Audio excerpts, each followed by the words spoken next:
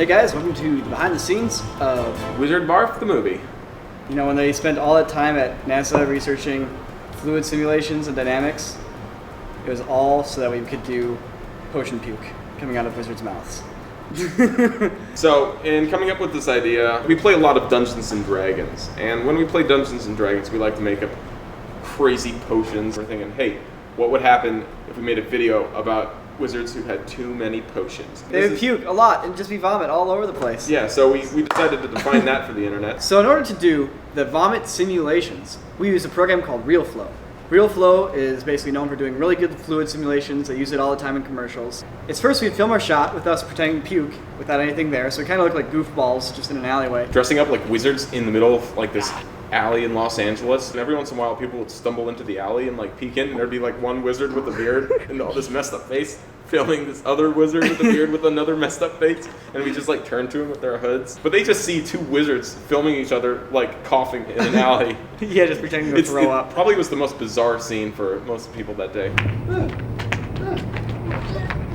So one of the things you can do to like take your effects to the next level is do 3D camera tracking. Yeah, we've talked about it a lot before, and we're planning still to do a tutorial about it. Yeah, sorry I haven't done that chance. yet. Basically, we use a motion tracking program. There's a lot of different kinds out there to track the position of the camera. Then we rebuilt some of the geometry of the scene so that the puke could interact with it. So for example, you'll see it bouncing off the walls and hitting the ground and all that kind of stuff. So we need to get the barf to come out of our mouths. But once again, in this case, it was easiest for us to just animate it by hand. So you want to come up with a system that makes it quick and easy. So the first thing I did is I would just take an object, in this case a cylinder, and just kind of track it to the position of the person, roughly. Like every 5 frames, move it to a new spot. Then I put a little tiny pyramid where my mouth was, pointing in the direction where the barf would come out. I would parent the pyramid to the cylinder or whatever object was representing the person, so that as the person moved, this little like emitter would roughly be in the same spot. Then all I had to do was go around and make little tweaks to actually kind of keep it on the mouth. So anyways, after doing this for every shot, we could then take this into the program for fluid simulations called RealFlow. So once we've built the scene and animated where the guys have to barf, in RealFlow, there's 2 stages to making your liquid. The first is basically having a particle pass where you spew out all these little particles that have the properties of water, such as like surface tension, viscosity. You know, they glob together and they're runny and stuff like that.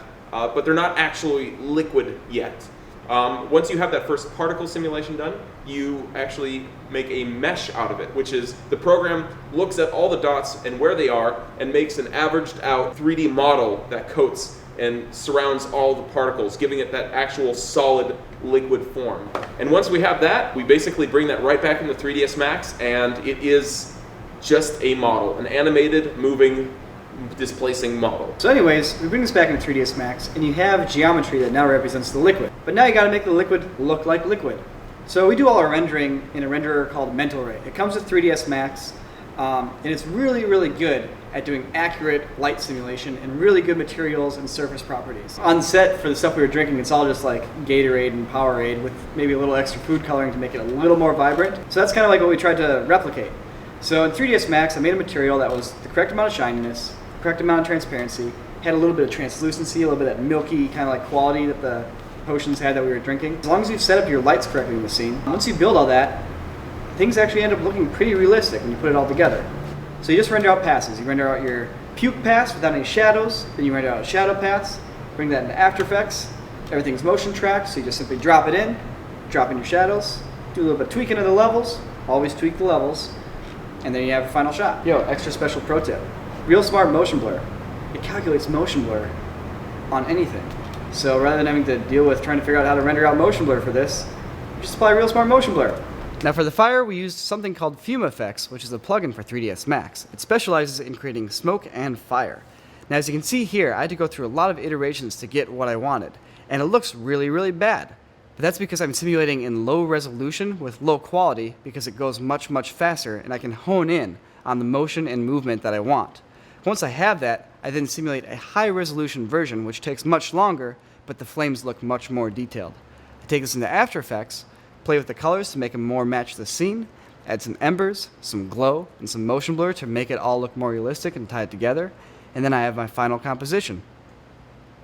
So this is the outro where we say that we hope you guys learned something from this video. We also tend to mention our Twitter, Facebook, and we what else? gesture on the screen because We also text we pops have to up. mention our Facebook. Did you mention that? I just mentioned it. Oh, okay. Well, here's the video links.